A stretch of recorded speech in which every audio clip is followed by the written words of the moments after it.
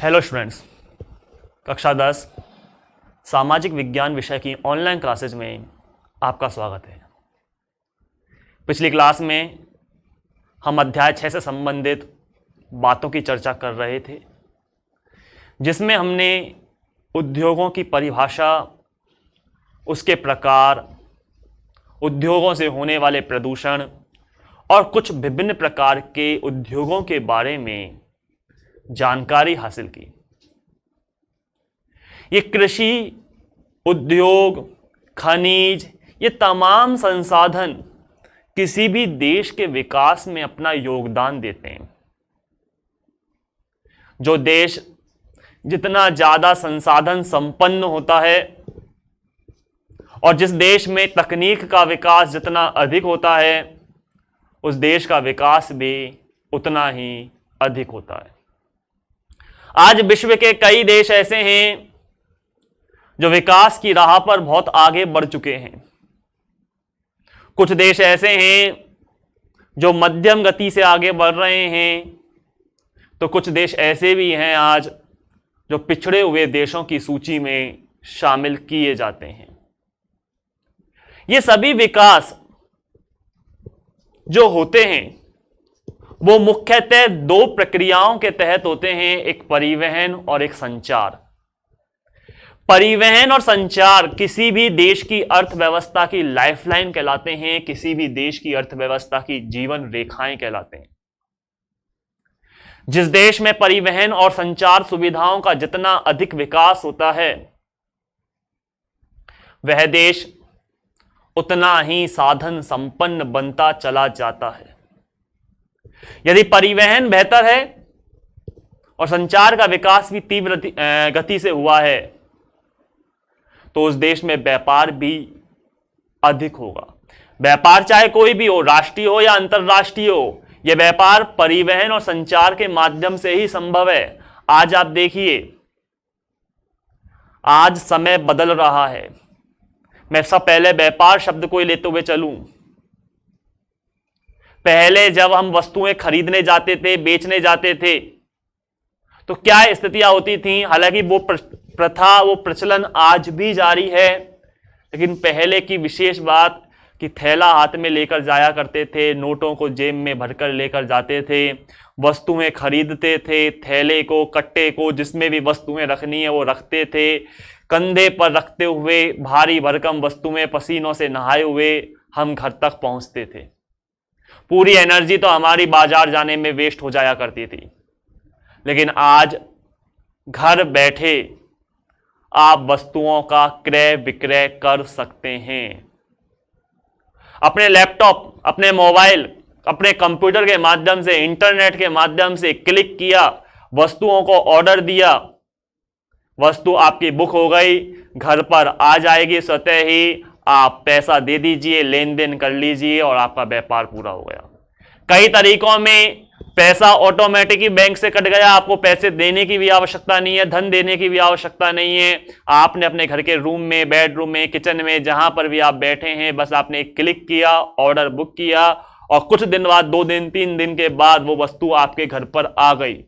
कहीं नहीं जाना, ना कहीं धूप में आपको जाना है, ना कोई भारी भरकम वस्तुएं आपको लेकर आनी है, कुछ भी तो नहीं करना। यानी व्यापार का ये तरीका कितना बदल गया। किसके माध्यम से ये संभव हो पाया? संचार और परिवहन के माध्यम से। पहले व्यक्ति जब एक देश से दूसरे देश में, एक शहर से दूसरे शहर में, एक राज्य से दूसरे राज्य में जब यात्राएं किया करता था, तो 10 बार सोचा करता था, क्योंकि परिवहन के साधन विकसित नहीं थे। मानव या तो पैदल या जानवरों के ऊपर बैठकर सफर किया करता था। लेकिन जैसे जैसे पहिए का विकास हुआ, नवीन तकनीक आई, आप देखिए तेज गति से दौड़ने वाले परिवहन के साधन उपलब्ध हैं। आज एक दिन के अंतर्गत दूर क्षेत्र की यात्रा करके हम वापस भी लौट सकते हैं। देश की राजधानी दिल्ली जाना है, सुबह निकलिए, शाम को वापस अपने क्षेत्र में आ सकते हैं आप। अन्यथा पहले अगर दिल्ली की बात करें तो स्थितियां बहुत गंभीर होती थी। आपको याद होना चाहिए, 1857 की क्रांति के बारे में वहां एक नारा दिया गया था, चलो दिल्ली मारो फिरंगी का। 10 मई को यह नारा दिया गया था, 10 मई को यात्रा शुरू गई थी और 12 मई को दिल्ली पहुंचे थे, यानी पैदल मार्च किया गया था। आप सोचिए, 2 दिन लग चुके थे विभिन्न क्षेत्रों से, और वो तो थे उत्तर प्रदेश के नजदीकी क्षेत्रों से, लखनऊ है, कानपुर है, इन क्षेत्रों से। और अगर दूर क्षेत्रों की बात करें तो आप अनुमान लगा सकते हैं कि कितनी समस्याओं का सामना करना पड़ता था। तो किसी भी देश की अर्थव्यवस्था के विकास के में 2 तत्व महत्वपूर्ण भूमिका निभाते हैं, और वो है परिवहन और संचार। और इन परिवहन और संचार को राष्ट्रीय अर्थव्यवस्था की जीवन रेखाएं कहा जाता है, लाइफलाइन ऑफ नेशनल इकोनॉमी। आइए करते हैं चर्चा। सबसे पहले परिवहन के बारे में, इसको विस्तार से ले लेते हैं बड़ा रूप में।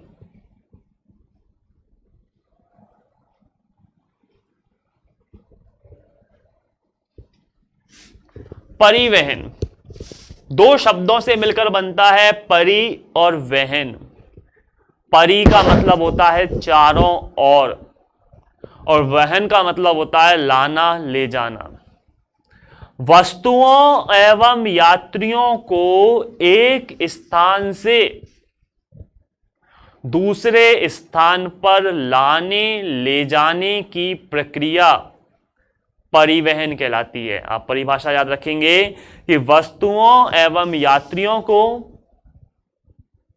एक स्थान से दूसरे स्थान पर लाने ले जाने की प्रक्रिया परिवहन कहलाती है। ये परिवहन के जो साधन हैं वो 3 प्रकार के माने गए: स्थल परिवहन, जल परिवहन और वायु परिवहन। हो सकता है क्लियर दिखाई नहीं दे पा रहा हो क्योंकि फॉन्ट थोड़ा सा छितर गया है, लेकिन फिर भी आप समझ लीजिए कि परिवहन के 3 प्रकार के साधन होते हैं: एक स्थल परिवहन, दूसरा जल परिवहन और तीसरा वायु परिवहन। धरातल पर संचालित होने वाला परिवहन स्थल परिवहन कहलाता है। जल पर संचालित होने वाला जल परिवहन, और वायु में संचालित होने वाला परिवहन वायु परिवहन कहलाता है। स्थल परिवहन को फिर 3 अलग भागों में बांटा गया है: सड़क परिवहन, रेल परिवहन और पाइपलाइन परिवहन। सड़कों पर संचालित होने वाला परिवहन, सड़क परिवहन हम जानते हैं, car, truck, jeep, motorcycle, cycle के माध्यम से हम जो सफर करते हैं वो सड़क परिवहन में शामिल किया जाता है। रेल परिवहन, रेल की पटरियों के ऊपर संचालित होने वाला परिवहन रेल परिवहन। जबकि पाइपलाइन परिवहन पाइपों के अंतर्गत वस्तुओं को एक स्थान से दूसरे स्थान पर लाना ले जाना पाइपलाइन परिवहन में आता है। इस पाइपलाइन परिवहन में हम और आप यात्रा नहीं कर सकते। यहां यात्राएं कराई जाती हैं वस्तुओं की। तरल एवं गैसीय पदार्थों का होता है यहां आदान प्रदान, क्योंकि परिभाषा ही हमने देखी थी, अगर आपको याद रही हो, परिवहन की।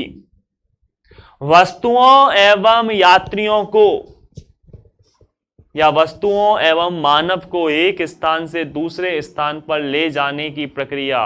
तो जरूरी नहीं सिर्फ मानव ही यात्रा करे, वस्तुओं का भी आदान प्रदान हो रहा है तो वो भी परिवहन में आता है। पाइपलाइन परिवहन भी परिवहन का एक आधुनिक साधन है जिसके माध्यम से तरल एवं गैसीय पदार्थों का होता है आदान प्रदान। आपके घरों में ही देख लीजिए, पाइपलाइन की सुविधा है। आपके घर की छत पर टंकी रखी होगी, उस टंकी से उतरते हुए नीचे कई पाइप होंगे और ऊपर जाने वाला भी एक पाइप होगा। उस पाइप के माध्यम से टंकी में पानी भर रहा होगा और दूसरे पाइपों के माध्यम से पानी उतर रहा होगा। तो ये परिवहन का एक माध्यम ही है जिसमें हम तरल, सिर्फ पानी ही नहीं, अपितु पेट्रोलियम जैसे पदार्थ और प्राकृतिक गैस यानी सीएनजी और एलपीजी का भी इसमें आदान प्रदान करते हैं, व्यापार करते हैं। तो सड़क परिवहन, रेल परिवहन और पाइपलाइन परिवहन, ये परिवहन के 3 साधन हैं स्थल परिवहन में। दूसरा आता है जल परिवहन, आंतरिक और समुद्री। आंतरिक जल परिवहन जिसके अंतर्गत किसी देश के अंदर नदियों के रूप में, झीलों के माध्यम से जो परिवहन किया जाता है उसे आंतरिक जल परिवहन कहा जाता है। जबकि 2 देशों के मध्य अगर व्यापार हो रहा है यानी यात्रा हो रही है और समुद्र के माध्यम से यात्रा हो रही है तो उसे समुद्री परिवहन, यानी यदि आपको अफ्रीका जाना है तो आप महासागरों में से होते हुए जाएंगे, वो समुद्री परिवहन है। लेकिन भारत के अंतर्गत ही आपको यात्रा करनी है, उत्तराखंड से होते हुए उत्तर प्रदेश, बिहार, बंगाल जाना है, गंगा नदी में यात्रा करनी है, तो वो आंतरिक परिवहन। भारत के अंतर्गत कई नदियां ऐसी हैं जो आंतरिक परिवहन की सुविधाएं प्रदान करती हैं। तो देश की सीमाओं के अंतर्गत अगर हो रहा है तो वो आंतरिक है, 2 देशों के मध्य हो रहा है तो वो समुद्री है। वहीं वायु परिवहन यानी वायु के माध्यम से संचालित होने वाला परिवहन, दिख नहीं रहा, वायु के माध्यम से संचालित होने वाला परिवहन अगर देश की सीमाओं के अंदर है, देश की सीमाओं के अंतर्गत है, यानी आपको जयपुर से भोपाल, भोपाल से दिल्ली, दिल्ली से आगरा अगर ऐसे यात्रा करनी है तो घरेलू विमान सेवा। और अगर अपने देश से दूसरे देश में यात्रा करनी है तो अंतरराष्ट्रीय विमान सेवा का सहारा लेना पड़ता है। यहां से जापान जाना है, आपको रूस जाना है, अमेरिका जाना है, ऑस्ट्रेलिया जाना है, तो आप इस्तेमाल करोगे अंतरराष्ट्रीय विमान सेवा का। और यदि आपको जयपुर से दिल्ली जाना है, दिल्ली से अमृतसर जाना है, अमृतसर से भोपाल जाना है, तो यहां इस्तेमाल करोगे घरेलू विमान सेवा का। तो ये परिवहन के कुछ सामान्य प्रकार, 3 प्रकार, स्थल, जल और वायु, और इन तीनों प्रकारों के भी कुछ उपभाग दिए गए। आइए चर्चा करते हैं विस्तार से। सबसे पहले सड़क परिवहन की।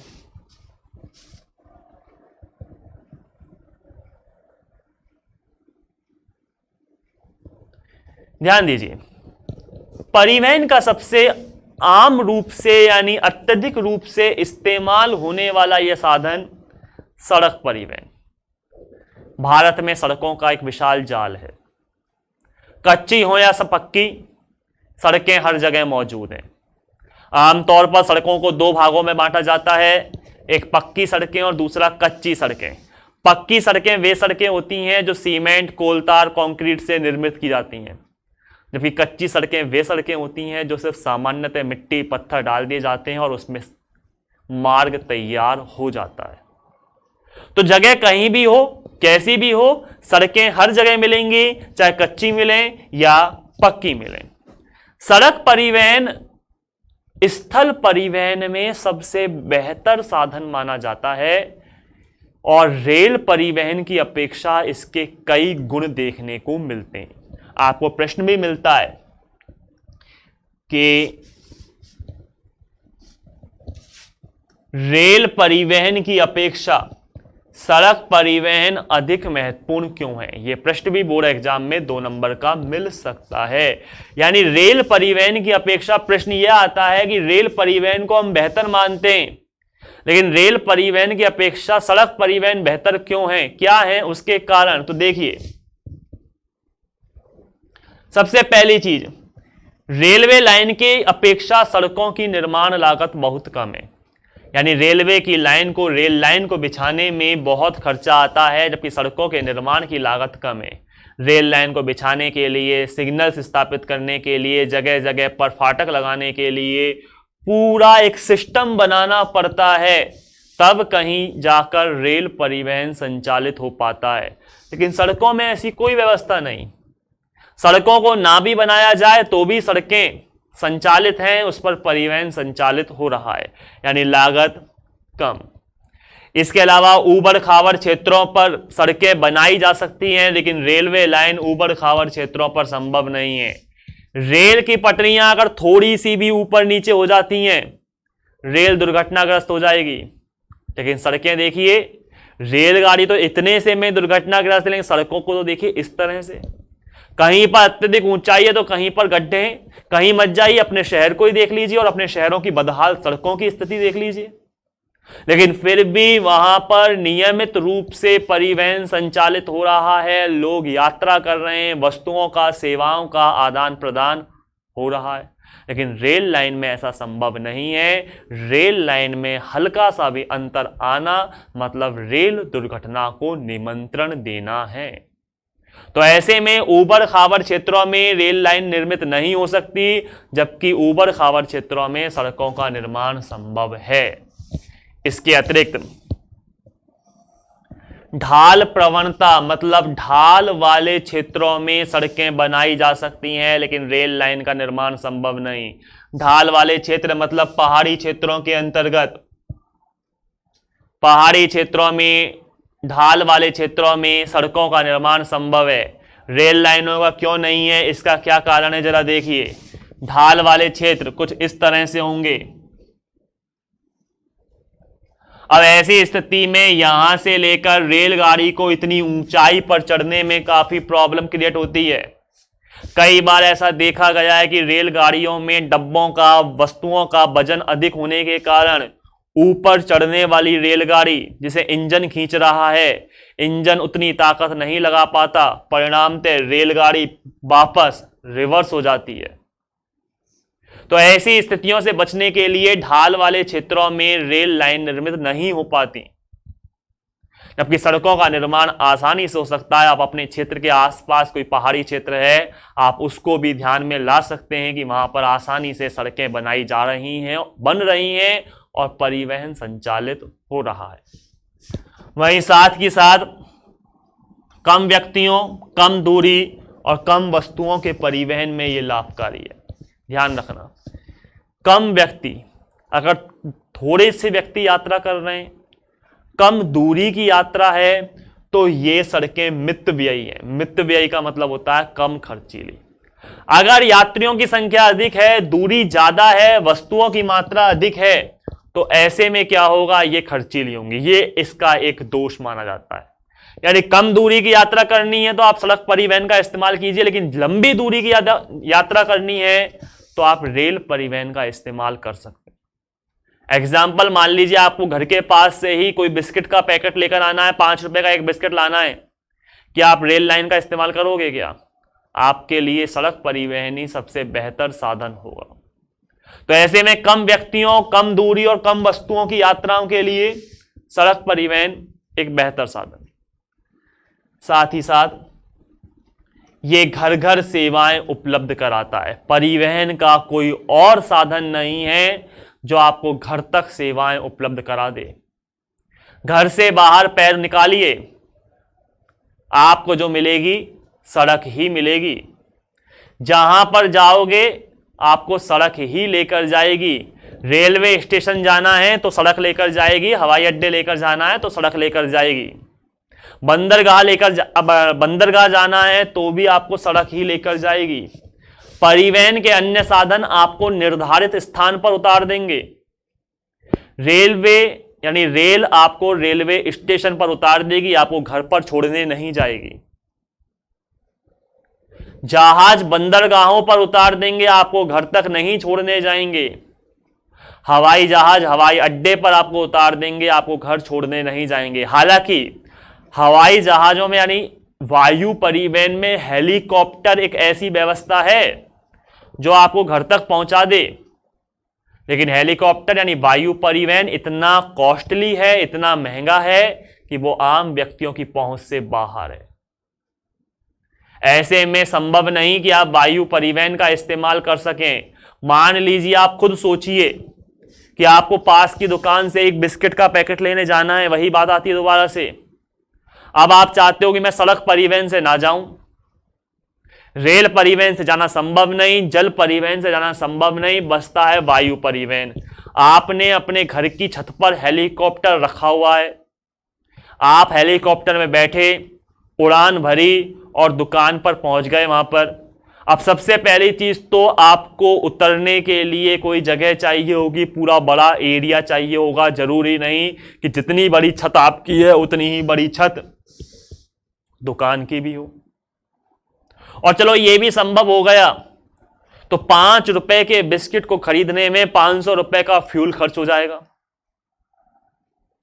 तो ऐसे में उसका इस्तेमाल करना हम सोचते भी नहीं हैं। तो सिर्फ और सिर्फ आपको घर तक पहुंचाने का जो परिवहन का साधन है वो कौन सा है? सड़क परिवहन है।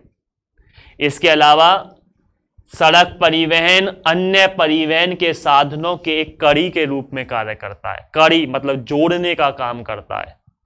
तमाम परिवहन साधनों के मध्य केंद्र बिंदु का काम करता है सड़क परिवहन। आप देख लीजिए, आपको कहीं भी जाना हो, कहीं भी सबसे पहले आपको सड़क का ही इस्तेमाल करना होगा। और यात्रा पूरी होने के बाद यदि किसी दूसरी जगह पर पहुंचना है तो वहां पर भी आपको सड़क का ही इस्तेमाल करना होगा। विदाउट सड़क मतलब इससे नहीं है कि वो पक्की या कच्ची है, मतलब इससे है कि बिना सड़क के आप कहीं भी यात्राएं पूरी नहीं कर सकते। पहला और आखिरी कदम सड़क का ही होगा। तो ये रहे कुछ सड़क परिवहन की विशेषताएं जो रेल परिवहन से बनाती हैं इसे बेहतर। कल हम सड़क परिवहन के कुछ प्रकारों के बारे में जानेंगे कि भारत की सड़कों को कुछ भागों में बांटा गया है। वो कौन कौन से भाग हैं, क्या है उनकी विशेषताएं और क्या है उनके विशेष कार्य। करेंगे इनके बारे में विस्तार से चर्चा, लेकिन आज के लिए इतना ही काफी है। धन्यवाद।